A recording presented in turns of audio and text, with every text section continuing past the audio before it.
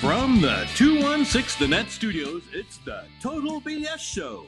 The Total BS Show is all about you, your business, your success, your struggles, the things you have been doing to take your business to the next level. Join hosts Alex Kolkowski and Kent Jones from Prime Media Consulting as they dive into the BS. Business Spotlight, that is. Welcome into another episode of the Total BS Show. Exciting show. I'm Kent Jones. With me, of course, Alex Kolkowski with Prime Media Consulting. That is it. And our special guest, Catalina Lauf. Hi, guys. Who is running for Congress here in Illinois in the 14th District. Yep. Did I say that right? Yes, you did. Fantastic. And of course, Alex, this is the Total BS Show. Where you can swear. And so that's why we have politics now, right? No, okay. True. But not about politics. This show will not be about politics. Right. We're not going to talk about the Green New Deal. We're not going to talk about gun control, foreign affairs, Social Security, all that nonsense. We're here to talk about business owners, being a business owner, running a campaign, because you have to treat it like a business. Absolutely. And just kind of wanted to get a background of who you are, because this is a good time for you to kind of share that. And I know a little bit about you. I read a little bit about in the Tribune. Said you have a background in startup technology. Kind of give us your story. Yeah. So first of all, I was born and raised here, right here in the district, and I come from a family of small business owners. Very much have that entrepreneurship bug. My dad started his own company at a young age, and that's where I work now. We actually have a few businesses, and my sister actually is starting her own company. I also worked at Uber Technologies, the corporate side in Chicago, which at the time was an incredible experience, just given how much it's grown. Yeah. I went from a startup to a $1 million company, $1 billion company. And so I have a ton of not only background, but just such a passion for it. And I know, this district is comprised of a lot of small business owners. It's really the backbone of the economy here. And I think it's very important that, not to talk politics, but understanding business is so important, especially when you translate it to politics, because when you look at so many policies and regulations and even just the spending that happens from Washington, well, anybody who owns a business or understands business, we're paying for it. Exactly. Yeah. So it's very important to have that side, I think, in politics today. So you live in a very blue collar community in Western Chicagoland, right? McHenry County, Kane County area. Tell me a little bit about what you've learned from talking to business owners in your community. First of all, I think, a big thing is that they just don't feel that they're being listened to, right? When people go to Washington, politicians, again, don't really understand the everyday struggles of a business. So I'll give you an example of there's a restaurant owner who was very upset with just not only the amount of regulation, but also the amount of taxation that happens here at the state level. And, she was saying that, well, if I bring in $1 million from my restaurant, that's not directly going into my pocket. I have overhead costs. I have to pay staff. I have to pay benefits and healthcare. And it's so much more than just what we think is happening from, legislative side, right? They're planning everybody in one type of bracket where that's not the reality. Right. And so, a big part of my, I think strength here is just understanding exactly what goes into businesses, and seeing it, the whole picture, and understanding how that relates into, how taxes and regulations are really hurting. They're killing small businesses, especially in a state like Illinois. And the more that we can roll those things back and allow and foster an environment that allows businesses to grow, it is going to be better, not only for our communities, but for the country and the global economy. Okay. So tell me a little bit about the family dynamics. So you have family that have small businesses. Yes. What do they do, and how does that impact your thought process going in for Congress? Gosh, my sister and I were just talking about this today. She's starting a company that is for babies, toddlers. Okay. She, originally started out with this idea of baby formula, but since it's progressed a bit, not only because of so many FDA regulations in the healthcare space for children and in the nutrition space for children, right. And so it's very hard for anybody to really get into these industries because of so much regulation. Now, some government is okay, right. But when you have this unnecessary red tape and lack of modernized legislation or too much regulation, it's killing innovation. So my sister, for example, she can't start what she wanted to start just because it takes so much capital in order to get through all this red tape. Mm-hmm. And on top of that, a startup is very similar to, running for Congress, because, you need seed money. Yep. I need fundraising money. Right. You need to have a great team. You need to look at your vendors. I have different vendors that help with not only digital marketing or, social media marketing, and it's the same for a company. And being able to not only balance, what you're bringing in terms of fundraising for my end, or for my sister, seed money, being able to not only balance that with, the vendors that you need for product launch and marketing, but also creating your product, right? Mm-hmm. And it's a huge cost. And, it's very tough for anybody to start a business now, especially with the amount of money you need for seed funding. I mean, my sister, we argue all the time that, I say that what she's doing is so much more difficult than what I'm doing. She has to raise $3 million, once a year to just create a product. Whereas, I can get away with significantly less than that in a primary or in a campaign. But these things just take a ton of money. So you said, I want to unpack a couple things that you said in that.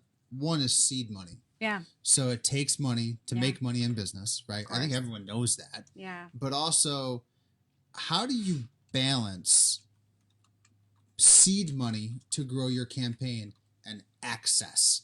Because that's something that a lot of people that are on the outside looking in, is that people that give big donations get all the access that control the politicians. How does that work? And is that, first of all, is that true? And second of all, how do you balance seed money to access? It's a great question. I am lucky that out of all of my 7 opponents, I outraised all of them on small dollar in district contributions. Okay. So the majority of the people who are funding me, they're $5-10 donors. Right. I don't have, of course there are people who have given more if they're able to, but for me, it's always been these people really believe in me and the message and want me to represent this district.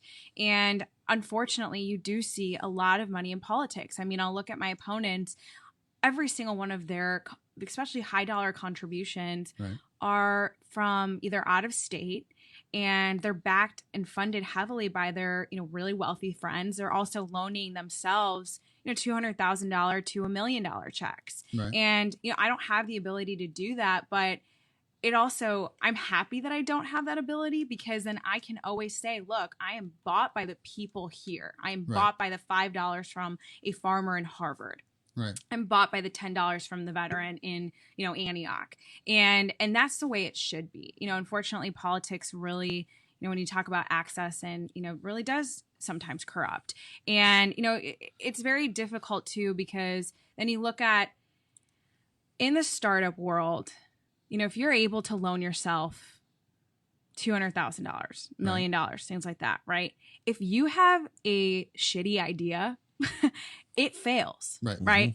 In politics, if you have the ability to loan yourself $1 million, you might not be that great of a candidate, but if you have name ID, all because of brand and marketing, you Right. might win. Longevity is beats it. Right. And so it's interesting that how money plays in politics, and sometimes, we see not the best people come in. I mean, we were earlier talking about Lauren Underwood, who took over the seat. Well, she was given $2 million by Mike Bloomberg.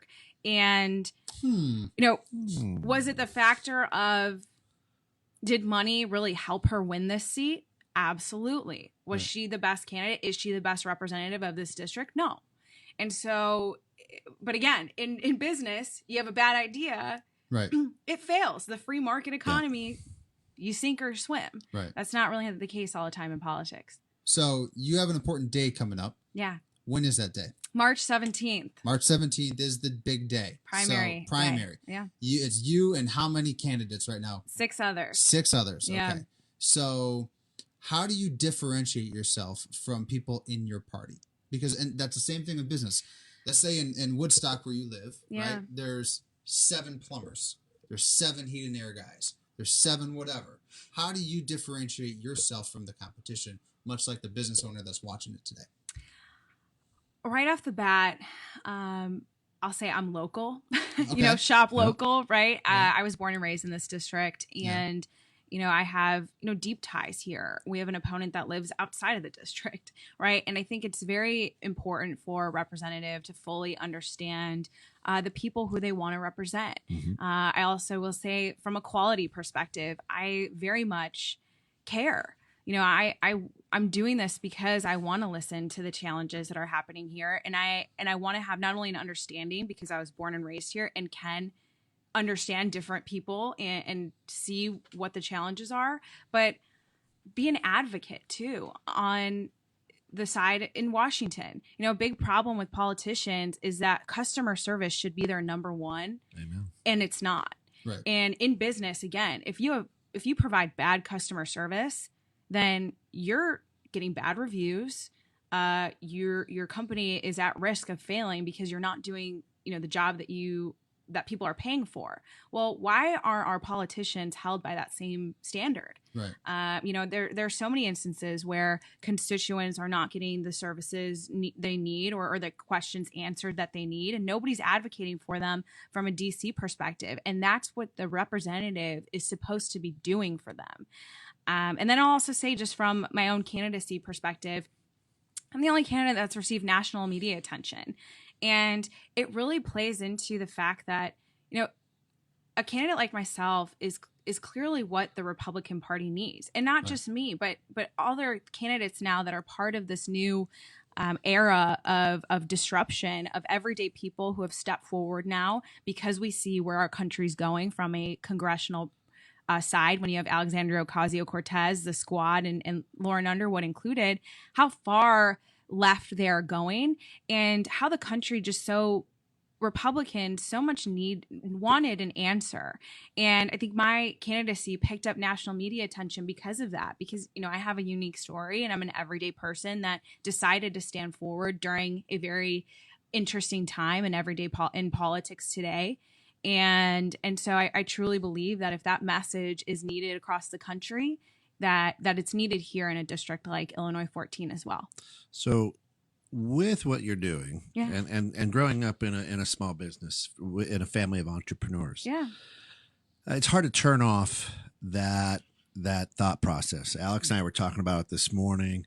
You know, it's hard to sleep sometimes because your mind is just going. And now you have two real businesses, Yeah. with the campaign on the business side of the campaign, Yeah. but also on how you present your platform. Yeah. So what do you do to turn that off so you don't go crazy? Definitely gone crazy at this point with 2 weeks up until the election.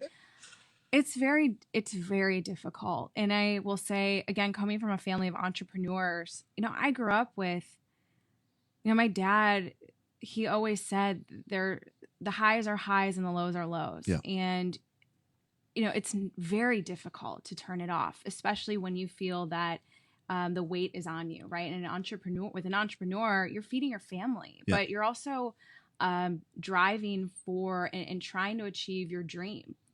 And it's very difficult to shut that off. And it's the same with a campaign. You know, this is my baby. And you know, I have I'm very invested in it. I want to do what's right. And so it's hard to turn it Yeah. off. And I don't really know what, I mean, I tried. So what the gun range is for? Yeah, gun range helps stress relief. You know, time with family and friends is really Yeah. important for me, and being able to just shut it off and, you know, meditate and things. I read a lot. Yeah. Haven't had a ton of time, but I think reading really helps because you're absorbed in a completely different world and can, you know, turn things off. So What's your go-to thing when shit hits the fan? Stressed. I'm up at 3:00 in the morning because I just can't freaking solve the issue. What's your thing to just decompress? working out. Working out? Yeah. Me too. Yeah. You're the before picture. I'm always the That's before right. picture. Absolutely.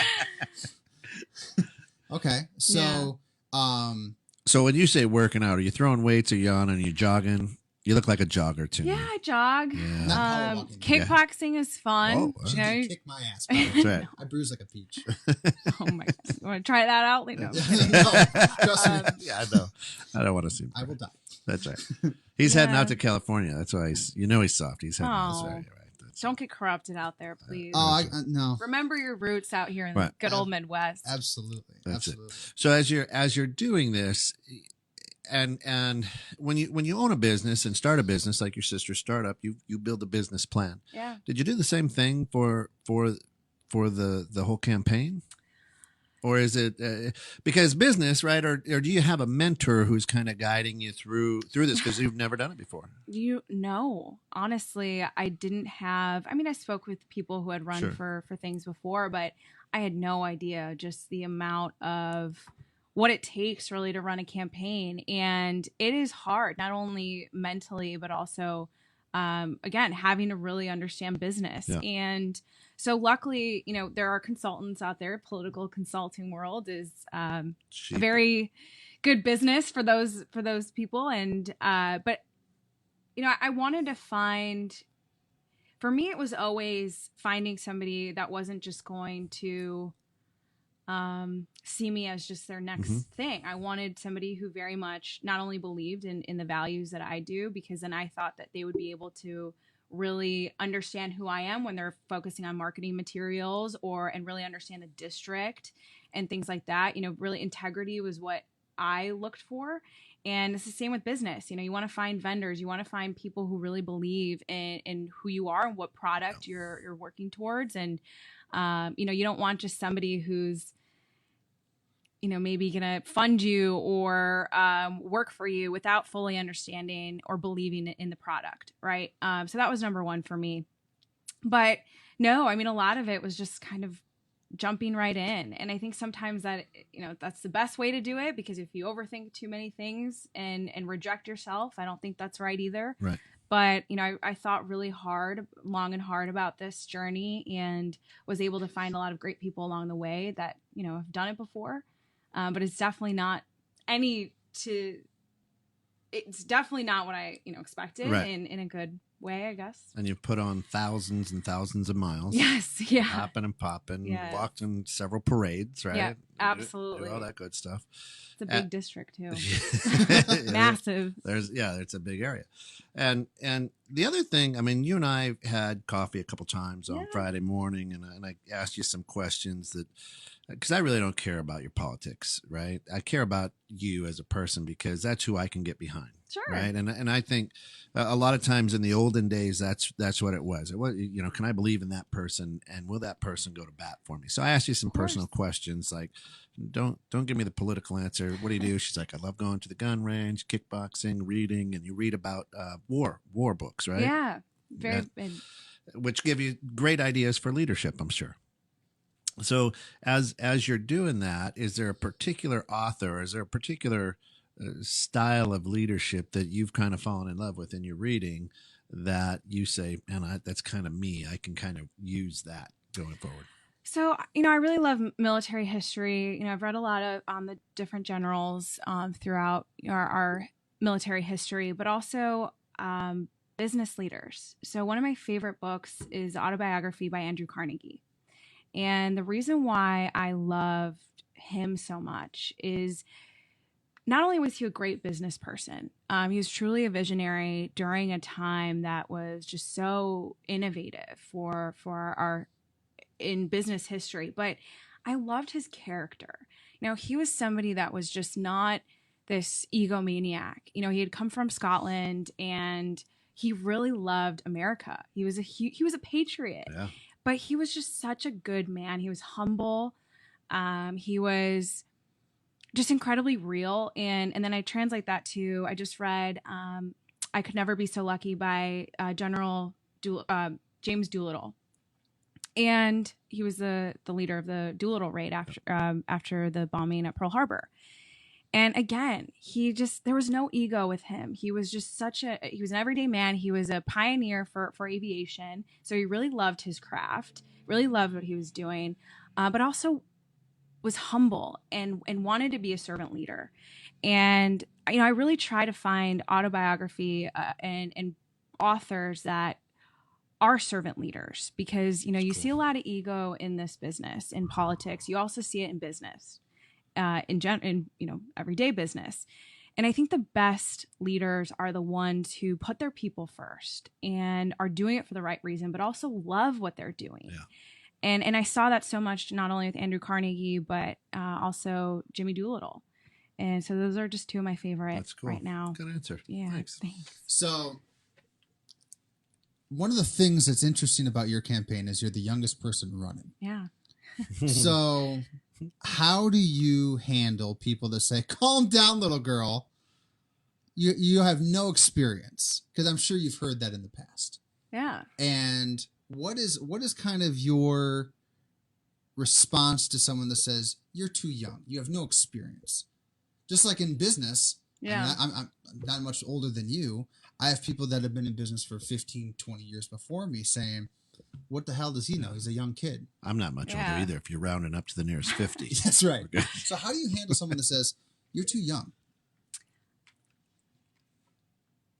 This has a lot to do with, everybody said that to the disruptors in Silicon Valley too, right? What are you doing? This product, this isn't ever going to take off. This is too innovative, whatever. All the deniers, let's prove them wrong. Right. I say, how have things been working for you in the past? Why are we where we are today when we have a socialist running in this district? Well, whatever was happening before clearly didn't work out for us. Right. So let's try something new.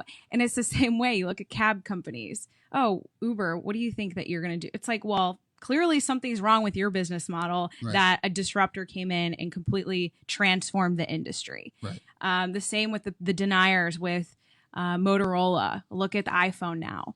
And so I think that it's time that we embrace the young and Right. embrace the innovative, the new perspectives that we can bring to Congress. Right. Because look at where our country is. We're losing in a lot of ways. I think everyone, the funniest thing I see from an outsider, I don't really care too much about the politics side of things, but I find it interesting about human dynamics. Yeah. Is everyone can agree that our world is messed up. We got some crazy people running. We have some crazy people in it.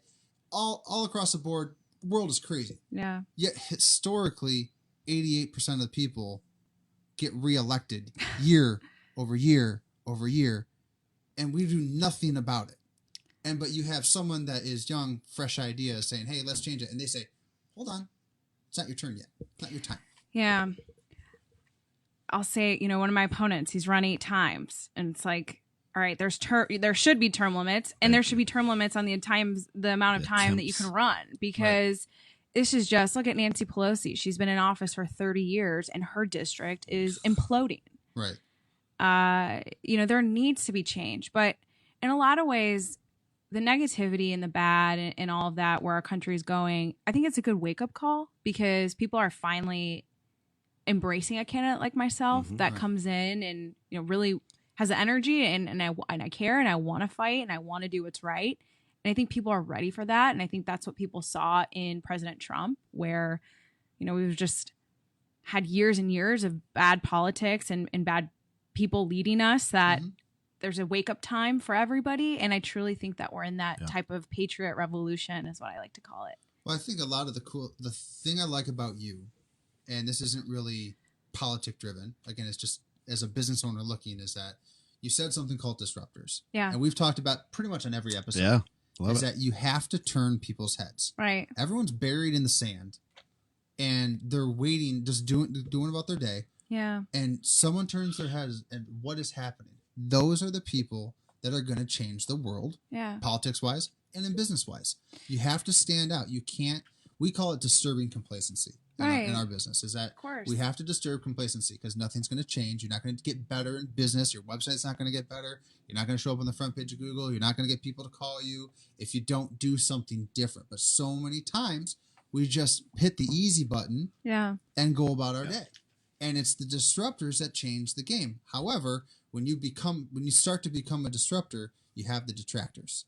I think one of the interesting things I read about you is one of your opponents joked about the Catalina wine mixer. Oh, and yeah. So you turn that negative into a T-shirt, right? Yes, we did. And we sorry. Go ahead. No, go ahead. No, I'm just saying that's genius. I mean, that's how a business owner should be. I get people all the time that say stuff about my company, my competitors, and I try and turn it into a joke. Have fun. Pow. Pow. Yeah, pow. And the best part about that was that we were able to partner with an incredible veteran-owned startup Nice. called Oscar Mike here in McHenry County. Okay. And, it's great because they have an amazing business model. Proceeds of their T-shirt purchases go to disabled veterans to participate in an Olympic type sport and build that community for disabled veterans. And so it was a really great way to not only turn it around, but also give back and shop local. And all the T-shirts are American made, which is another plus for for us. Another one. So we're hitting the half hour mark pretty much, and I wanted to make sure that people know, again, big day, March 17th. Yes, March voting 17th. Day. Yeah. How do people learn more about you? You can head to CatalinaForCongress.com and then on all social media platforms, Catalina Lauf. Okay. That's it. Yeah. And what's the one thing you could share to somebody who's like, okay, I got a lot of candidates, I don't pay too much attention. Why do I really care about what's going on in the primaries? I'll just wait until. We're one election away from socialism and from not only, we have it here in this district. Lauren Underwood has a further left voting record than some of the well-known socialists in Congress right now. That's very concerning to Should be. for our country. We were founded on freedom and capitalism and free market. And socialism is very evil. Mm-hmm. And so a primary matters because if we want to take this house back, we need the best fighters to win primaries to be able to go up against the incumbents. Mm-hmm. We can flip the seat back, but it becomes less of a possibility if somebody who cannot win against an incumbent wins the primary. Right. And so, I know that I'm the best anecdote to Lauren. But I also know that I'm in this to, be a good representative and a servant leader, and to put my constituents first, not only Republican, but Democrat. I mean, you represent everybody in this district. Yep. You want to do what's right by these people and for these people and for the people. And it's very important that, again, our best fighters win primaries so that we can go up against the incumbent. Right now, one of my opponents in his own poll is losing to her by 10 points. Why would anybody want to vote for him in a primary if we're going to lose the seat? I mean, it does not make sense to me. In his own poll. His own poll. Whoops. Yeah. So it's very important, especially this primary is arguably, it is already nationally watched. Yep. Right. And it's a very important, the seat is very important for us to get back. Yep. So you said you're someone that likes to read and study history. Yeah. Okay. So I'm going to do a marketing type of history with politics. Okay. Agree with me or disagree on this. My personal belief is Bill Clinton won based off of his personality. George Bush won on family name and being a Bush. I would say Obama won because he galvanized the youth vote. He focused on social media, more of a grassroots campaign, and he was a good social community organizer. Donald Trump won based off of charisma and brashness for a lot of votes. What have you learned and what type of campaign do you want to run, or are you running based off of history? It's a great question. I think the era really matters too. It's always where, these presidents really represent the time that they're in, right? President Trump, his personality and in the leadership that he's providing now is for a very important time. And I think he's the right person for this time. In my race, a big thing, not only for the time that we're in, but also from a values perspective, is authenticity and relatability.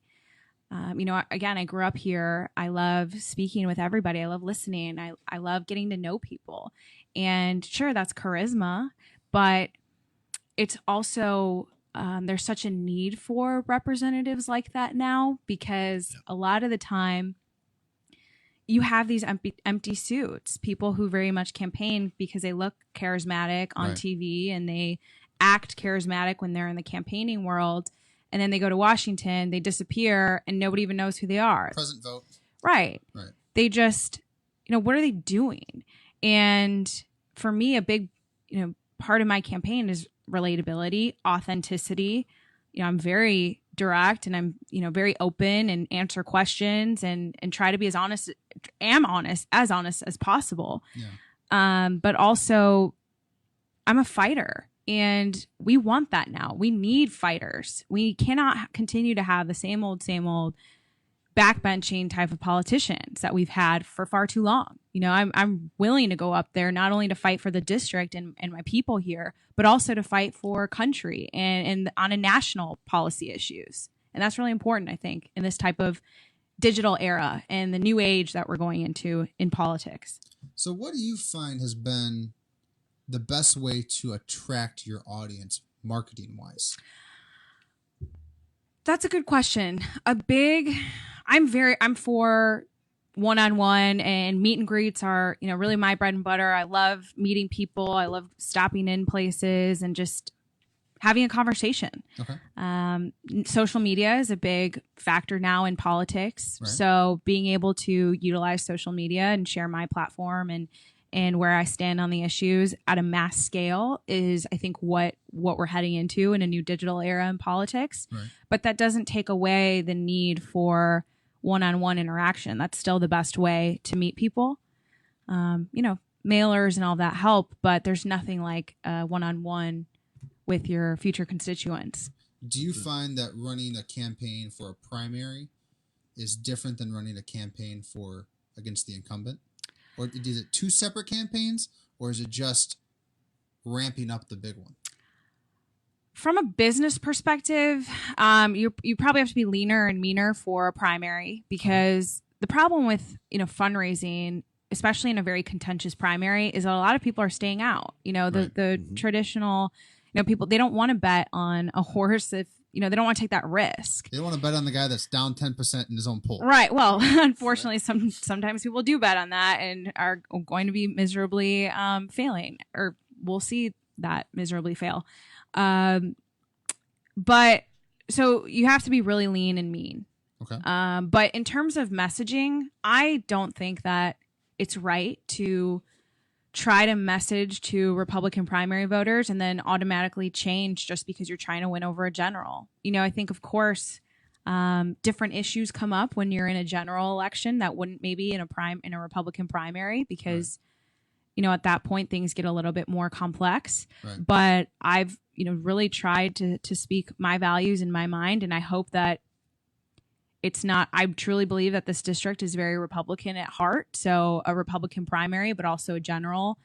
People are going to be aligned, I think, in both. Right. But in the general, I think a lot of, especially because this is a very important district that the House wants back, in order for us to flip the House back to Republican, a lot of the DC and people, the national money will start coming in and to try to go on offense to win this seat back. Sure. So let's talk about that for a second. So at what point in a primary does the RNC, or if you're a DNC person, do they start taking notice of saying, that's the horse, that's the person that we want to focus on, that's the person that we want to help contribute to their campaign and give them more seed money?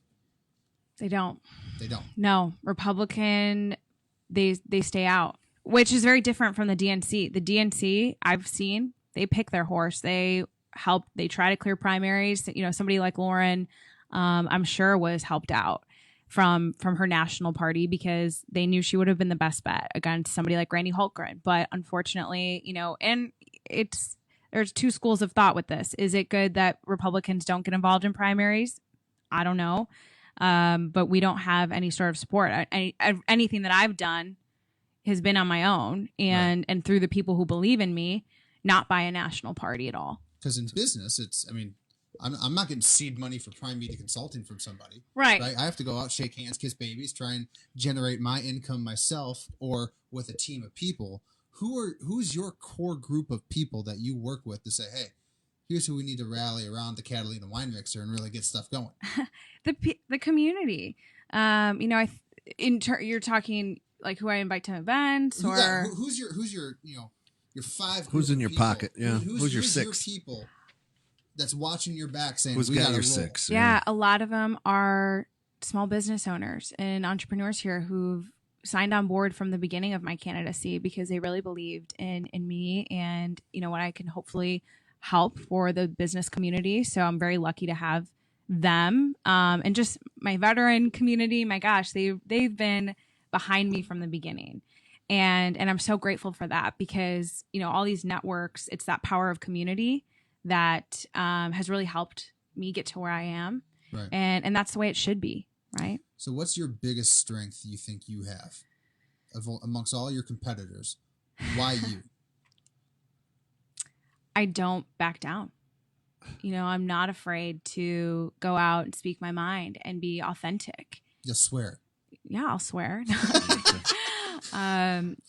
Beep, beep, beep. Yeah. You don't mind rolling up your sleeve. I mean, No, I've known you for a short period of time, and what I loved more than anything was when you walked through the doors to come in and talk. There's no handlers. Yeah. There's no 15 people I need to talk to before then. Yeah. Just to get the right question for you. There are 3 helicopters. There are 3 helicopters. Yeah. That's usually surrounding me anyways because I'm on a list. That's right. But, Yeah. The sniper's on the roof. that's right.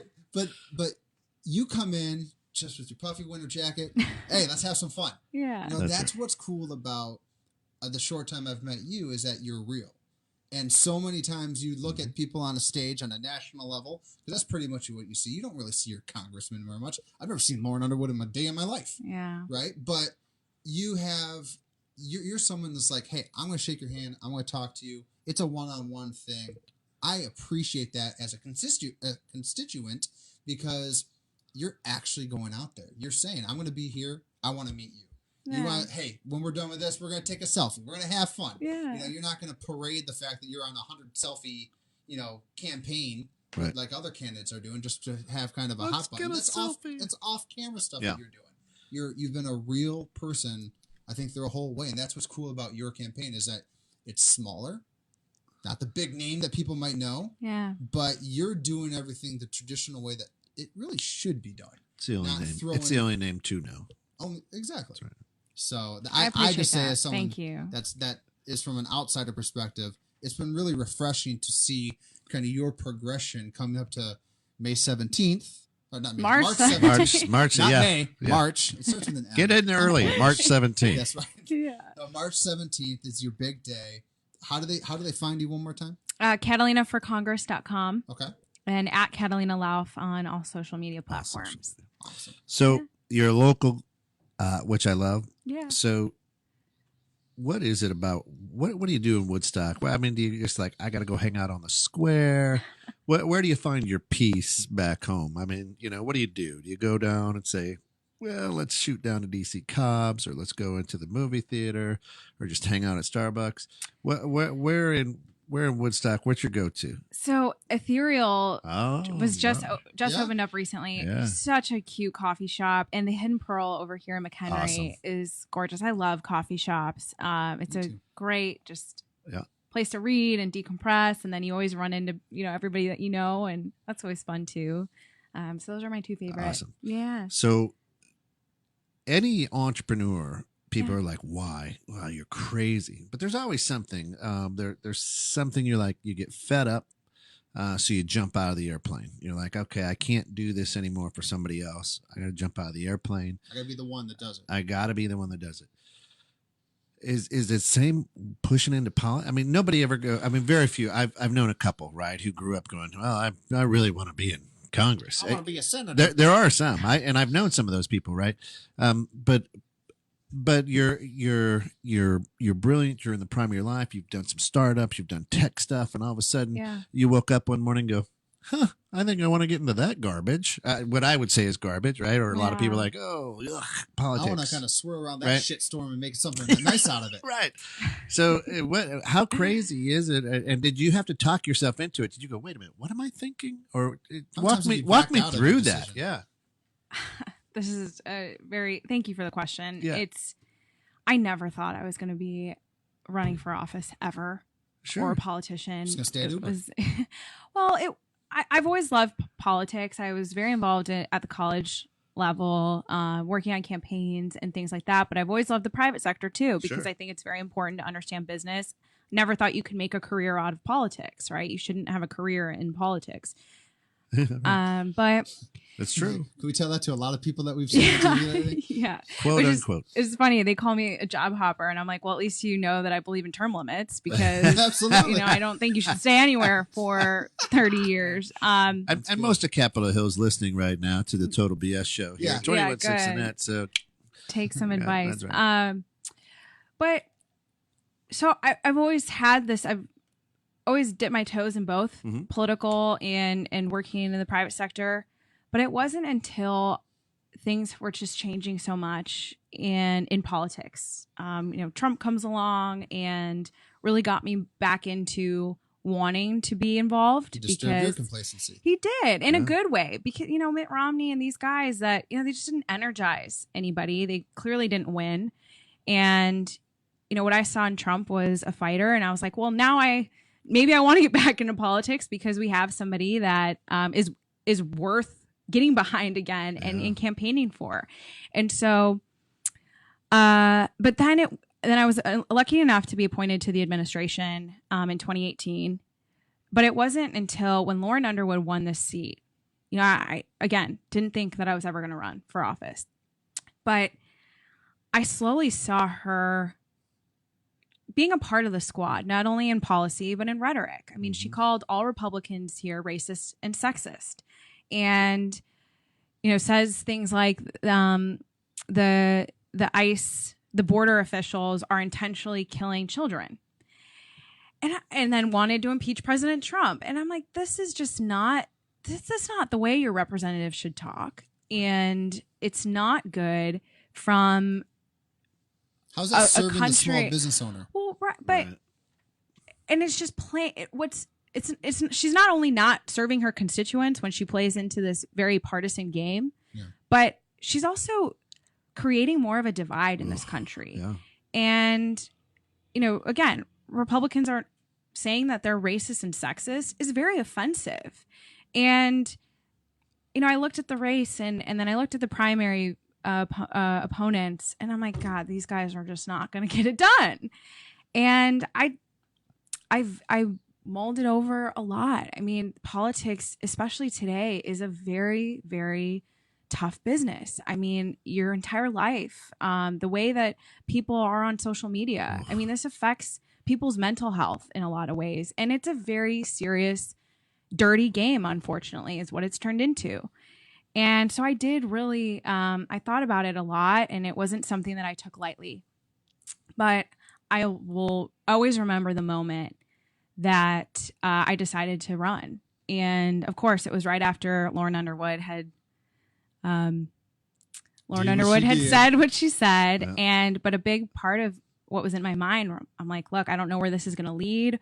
What am I going to be? What's going to happen? What lies, whatever. And I had this pocket constitution in my purse. So I looked down because I'm like, I need a sign. I need some sort of, is this the right, is this the right choice? And I had a pocket constitution in my purse, and I open it up, and it goes to the page where it says, with a firm reliance, I have it right here.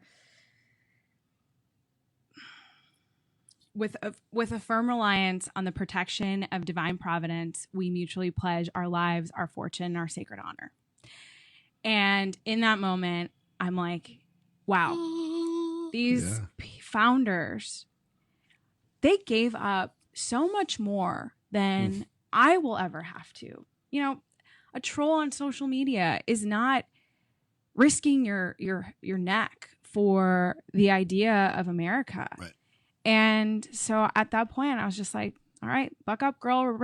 We're jumping in. All right. So on the flip side, what'd your folks say? Like, what? We have you're small businesses. nuts. I don't want people knowing about it. Yeah, that's right. I don't want to have polarizing stuff happen. That's right. I'm lucky to have been raised with incredibly supportive parents. They've just always said you can do anything. Yep. And if you put your mind to it and you work hard, then you can do it. And so, of course, they thought it was okay. We're running for Congress today. The other daughter is starting a company, and I guess we're gonna roll with it. There we go. So that support has always been very important to me. But of course, there was always that fear of what kind of life is this? What are you heading into? But that's what's I've cool been grateful. about you is that you didn't really live with a family of employees. Yeah. You live with a family of entrepreneurs. Yeah. And so they are used to betting on themselves. Of course. Their entire life. Yeah. I believe you're from a family of immigrants. Yeah. Right. And so, started with them betting on themselves getting over here. Yeah. And then they start a business, bet on themselves going here. And now they see two daughters saying, we don't want to work for someone anymore. We don't want to work for someone, period. We want to bet on ourselves. Yeah. And that's what's really cool about you is that you're betting on yourself at such a young age that the sky's the limit for you. Because if so many people get to 50, 60 years old and they're like, I wish I could have done this. Yeah. I wish I would have started this. If I would have done that 20 years ago, my life would have been so much different because I would have done it my way, myself. Mm-hmm. Yeah. And you're at 26 saying, that's what I'm going to fucking do. Right. And, I've always been brought up with this, you make something happen. You define your own destiny. You go out there and do it. And, I think about my grandmother started picking coffee beans at 8 years old because she needed to help put food on the table in her home country in Guatemala, and was able to start her own company and her little grocery store, and then come here the right way and be an entrepreneur here and have that American dream. And, I don't want her legacy. I would want nothing more than to make my family and the people who've come before me and who did it and had it so much harder to be disappointed, because we live in the greatest country in the world. I've been given the resources that I need and the upbringing and the love that I've needed to be on this journey. And a lot of people haven't had that. And, I think about, again, my grandma who had everything working against her being from a different country and being able to come here. I mean, there's so much, I have so much respect for that.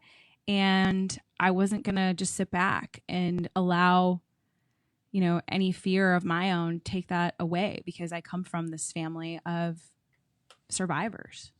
So you decide to run, you make that I'm jumping off the bridge moment. I'm going for it. Yeah. Right. And the nature of your job is completely polarizing. I find it fascinating. Yeah. Because in business, you're going to have people that love you or hate you, and they grin F you the entire time. Like they're going to say, you're great, love you, all that type of stuff. Yeah. And then never do business with you, or they'll talk behind your back. You live in your industry is something where they publicly disagree with you, and then you have to also work with them. How are you going to handle people that publicly disagree with you on every issue, but you still have to work with them to get stuff done? You have to stay firm in your values, and you can't be afraid to, say you're in business and a new idea comes up and people are fighting over if this is the next product we want to launch, or if this is the right way to continue on, what we're doing for our company.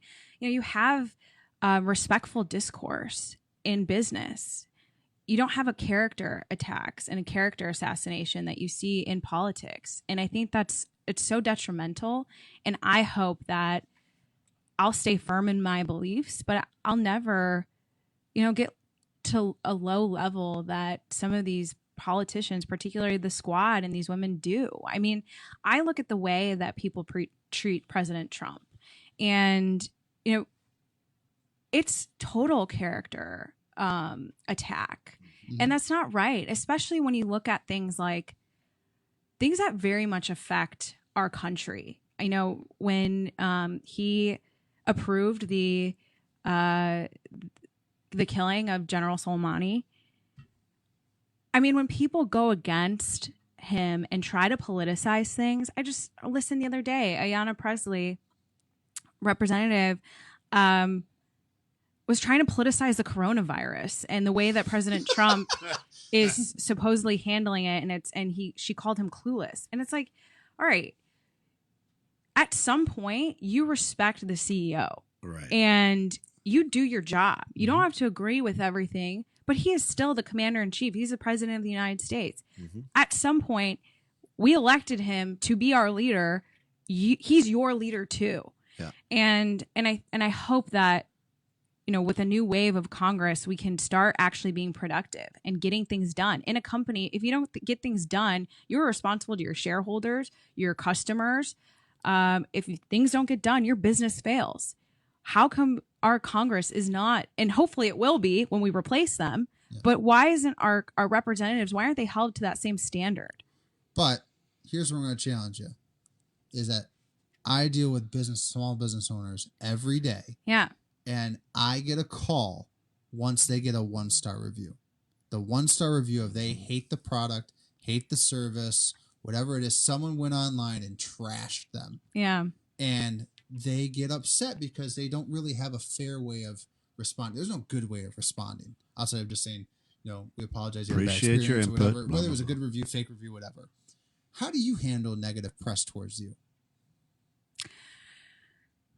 The lies are, it's not right. I mean, when people lie and try to, just totally create a different persona than who you are, I don't think that's right. And so of course, I mean, everybody takes that in a very, like, why is somebody saying that I, did this and that's not true, or that I'm being funded by, all these people? I mean, it's not true, but you just brush it off because, I'm so confident in who I am and my values that if people are going to spread lies, well, I hope that people see through, they see through the truth. Just like you did before. Someone was making fun of the wine, you turn it into a t-shirt. Yeah. Like it's how you bounce from the adversity that really defines who you are as a person. Right. And as a business owner. Because you can let that one review, you can sit, and I've seen so many people sit and eat on the 1-star review that they have. Never mind the 55-star reviews that you have. Right.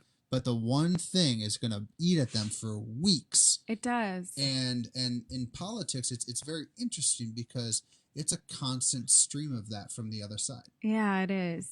And it's not fun. I mean, that's what I always say. I'm like, you can't look at the one negative comment and then take that personally when there are hundreds of amazing positive comments. But, a great piece of advice that I was given, right before I came on this journey was like, you're not going to, if you're okay with not being able to please everybody, that's what a representative, I mean, it's a thankless job in a lot of ways. And because you're not able to please everybody, everybody's always going to have an issue. Everybody always perceives things differently.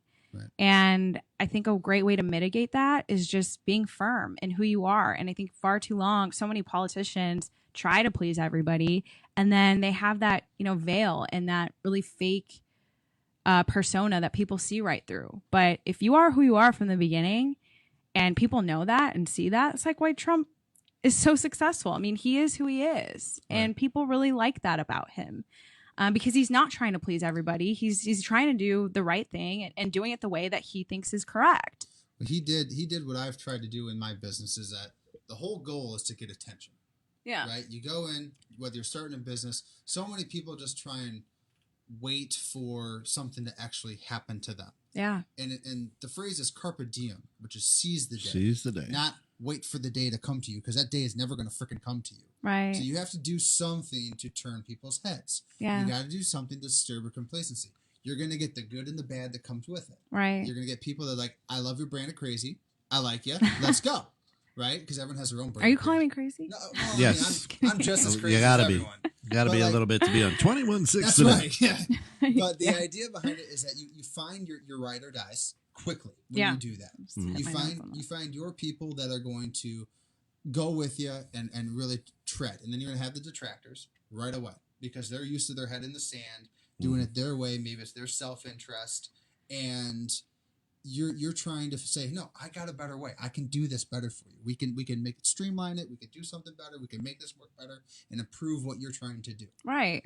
And so many people are just happy with how it is, The status quo. Yeah. that it makes it very difficult for someone. So they say, the next thing they'll do is they'll say, who are you? Yep. Calm down. You're at I was 28, 29 when I started my company, and you have someone that's Easy. older, Yeah. that's had more experience.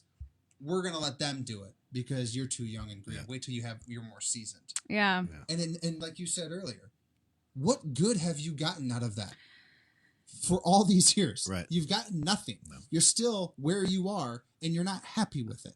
Let's do something different. Let's do Yeah. something unique. Let's go for it. And that's why I kind of rally around your messages, because you're kind of the same brand of crazy that I have. Yeah. Where it's like, let's freaking go for it. Yeah. And more people that are younger are easy to be keyboard warriors and say this isn't right, Right. and go, and instead of going for it, and you decide, well, let's go for it. Yeah. And that's what's kind of cool. So Go ahead. So I was just, you can comment on that, but I got a question. We've got about 5 minutes left of the show, Okay. but I've got a Oh, question. this is fun. I can Yeah. stay here for hours. That's it. Well, we know the owner, so we can just keep this baby rolling. You serve your term. Yeah. You absolutely serve your term. you win. Yeah, that's what I mean. You win the primary. Yeah. You defeat Lauren Underwood. And you so go there's for term it. limits. I don't know. You're in 1 or 2 terms. I don't know what you are, but you've done what you've set out to do. Yeah. What's next? What's next for Catalina Lauf? Oh my She wants to God. work for Prime Media Consulting. Yeah. I'd like to I have my have- own show on 21-6 and that. That was my I Catalina have voice no right there. idea. Hey. I call it Catalina's Corner. That's it. I don't know. That's cool though. I have no idea. And you know what? And I appreciate that, because a lot of people, especially with business owners, ask people that, like, well, what's next? I don't know. I like to win now. I want to talk about today. Yeah, let's go. So many people Live have in the their eye on moment. the prize for 5 I'm years. okay with Well, I that. see this business is going to be. And for people listening, you got to understand that. I mean, you're so focused in on what you're doing. That's passion. I'm not looking past that. right? Because I got to get in there and I'll serve my terms. And I'll do the right thing and I'll do it right by the people. Right. That I don't know what that looks like at the end of my term. Exactly. Because then at that point, you're trying to build out your resume just to build it out. Sure. And a lot of people say, okay, you run for Congress, then I want to be a senator, and then I want to go for president. It's like, then you're forgetting why you're doing what you're doing in that moment. Yep. You forget the moment where you're looking at your Constitution. Right. And like, that's not what's happening. Right. That was your moment. And Yeah. so it's like you're saying, okay, I'm doing this now. I'm going to plan 5 different things. That's the wrong way of thinking. You're doing it the right way. You're focused on March 17th. Yeah. That's my day. What happens after that day, we'll worry about the next day. And if you're moving to California, you can always You vote can still early. vote. Yeah, you absolutely. Can vote So early.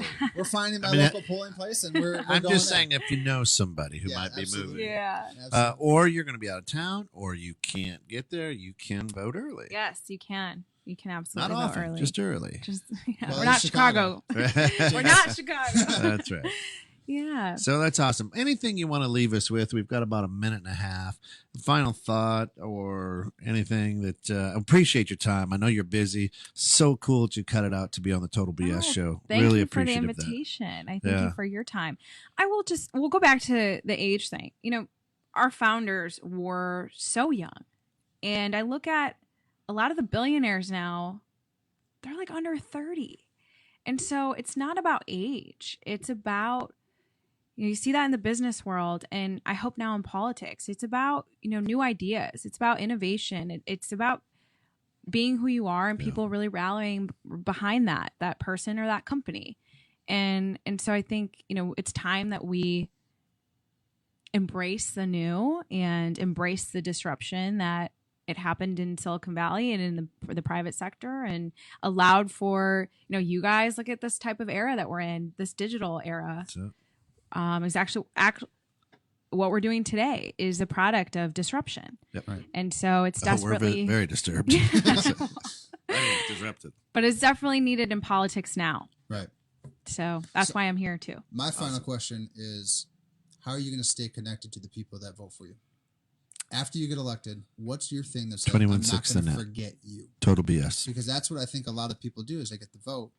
And you don't see them, like we just mentioned. I don't see Lauren Underwood. Never seen her a day in my life. Yeah. How are you going to stay connected to your constituents when you're in Washington? So I plan to be here as often as I can. Again, this is my hometown. My family's here, and my people are here. That I'd want to spend as much time in district as possible. But also, coming from the startup world, when you have Slack and a way to talk to Skype or town halls, things like that, I think we need to start implementing a lot of this new digital era in Congress, because a lot of it is behind this curtain that you don't see, where I would want to be as present and communicating with my constituents as much as possible, so that not only allows for transparency, but it allows for accountability and that connection that should be there from the beginning. I'm there to serve the people and their interests, then they should know what I'm doing, why I'm voting for different pieces of legislation, why I'm not voting for pieces of legislation, what I'm championing, being a champion for, and things like that. So I hope to really provide that innovation and modernization to Congress as a representative. So March 17th. Yes, March 17th. Big day. How do they find more about you? CatalinaforCongress.com and Catalina Lauf on all platforms. Make sure you pull a Republican ballot on March 17th and hope to earn your support. There you go. Thank you guys so much for joining us. Thank you. Another episode of Total BS. There you go. That's it for another hour of the Total BS Show. If you enjoyed this past hour, please like and subscribe to our Facebook and YouTube channels. Tune in next week as we spotlight yet another business and dive into even more BS. So much BS. A lot of BS. Swim in it. Just backstroking. Dive into it. That's it. Can you believe he pays us for this? Who does? Zuck? Have you gotten the check yet? I haven't. You got it? Should we be doing that?